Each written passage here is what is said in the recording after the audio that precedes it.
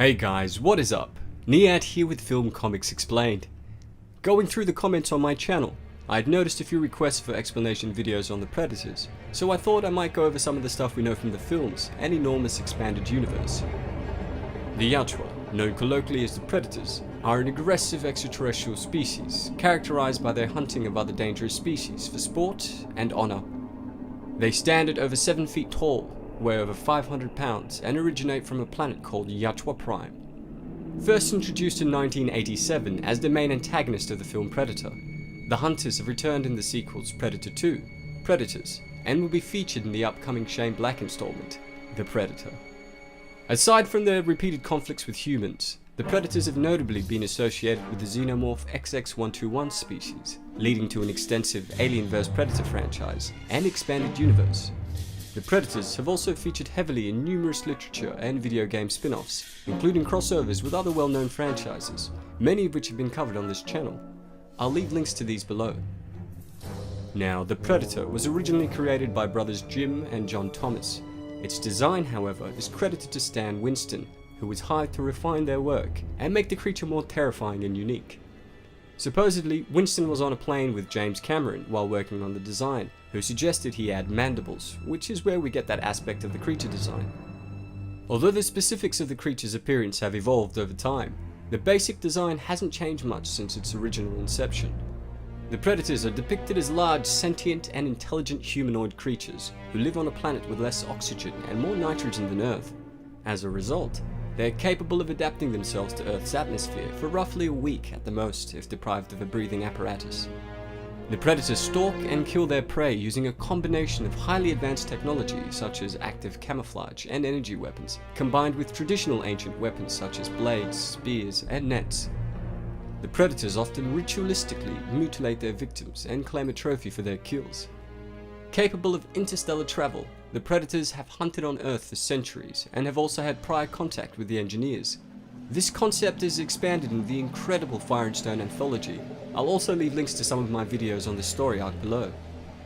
Predators have been known to deliberately breed xenomorphs in order to hunt them, often as part of an initiation ritual for young predators known as the Unblooded. The Yautja are highly resilient to physical damage, capable of recovering from multiple gunshot wounds with minimal or even no medical attention. They are incredibly strong, easily capable of outmatching a conditioned adult human male in unarmed combat. They are also known to be able to land blows that can shatter solid concrete. Their immense strength is what allows them to tear a human's head and spine from the body with little effort. This strength evidently extends to their lower bodies as well, as predators have been seen to jump up to 3 times their own height, and are capable of falling up to 10 times their height and landing safely on their feet. They are skilled climbers, and in fact appear to prefer moving at height through trees or across rooftops in pursuit of prey, typically jumping from one vantage point to the next. Despite the species' obvious technological capabilities, including access to adaptive camouflage and plasma weaponry, traditional weapons such as blades and spears are still employed widely and are regarded as being more honorable ways of hunting. Yautja culture centers on the ritualistic hunting of other dangerous lifeforms, and this practice appears to be the foundation of their very existence. Predators will travel huge distances, even across entire galaxies, in order to face opponents that they consider a worthy challenge.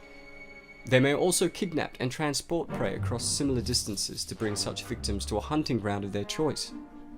Defeat in a hunt is apparently a cause of great shame to the Yautja, and often leads to the individual committing honorable suicide, typically through the detonation of their wrist gauntlet's self-destruct device. Upon their death, a hunting Yautja spacecraft will return to the species' home world on automatic pilot, so that a record of the individual's hunt may be returned to its kin. The Yautja Society operates on a ranking system based on an individual's hunting experience and skill. The Unblooded make up about 25% of male Yautjas. Unblooded essentially means that the individual has made no distinguishable kills. Once a Yautja kills their first worthy target, usually a xenomorph, and collects its head as a trophy, they become blooded. About 45% of male Yautja are blooded. These are warriors who have successfully hunted suitable prey, and thereby passed into adulthood. In some clans, it is traditional for the individual to mark themselves in some way following the first successful hunt, such as burning a symbol on the forehead with the blood of a slain xenomorph. The blooded Yachuwa are granted access to more advanced weaponry that is denied to young bloods. Elite predators are often leaders in their clan, and are only elevated to the caste of elite predators once they have acquired the skull of a xenomorph queen. About 15% of blooded Yachuwas are elite predators. Now, the elites specialize in a particular weapon, making that weapon their strong suit. For example, a brawler predator is an expert with wrist blades, while a spearmaster uses a combi stick. Clan leaders comprise of 5% of the Yachuwa population. The only way to become a clan leader is to clean out an entire xenomorph hive consisting of more than 300 members, with a maximum of 2 other predators to assist. When this has been completed, the surviving Yachuwa all become clan leaders. This essentially gives them license to become forefathers of that clan, and will see them repopulate with females of their choosing. In order to be eligible for the trials of a hive cleansing, each member of the trio must have at least 3 queen skull trophies. After this point, any hive cleansings that the forefathers complete will give the clan greater honor and standing in the caste system. Bad Bloods. Now, these are criminal Yachuwa who have been sentenced to death and have escaped.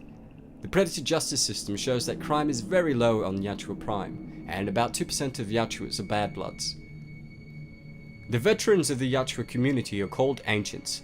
Now, these predators are nearly 1,000 years old and are also leaders and retirees. Few predators live long enough to become ancients, and those that do are highly respected. The Yachuwa have a long and involved history with humans on Earth. Evidence suggests that the Yachuwa influenced the development of early human civilizations, including the ancient Egyptians, the Aztecs, and a largely undocumented culture inhabiting what is now modern-day Bovetova. Upon their arrival, the predators were worshipped as gods, who taught humans a considerable amount. The Yachuwa got the early humans to construct pyramids, explaining why so many ancient civilizations share distinctively similar cultures and architecture. These pyramids and temples were then used as hunting grounds by the Yachuwa, typically for initiation hunts involving the xenomorphs, which would be bred through the use of sacrificial human hosts. In saying that, not all hunts on Earth were conducted in such a manner. The Yachuwa also visited the planet to hunt humans as well. Despite being significantly smaller and weaker than them, all wise predators consider certain humans to be dangerous game.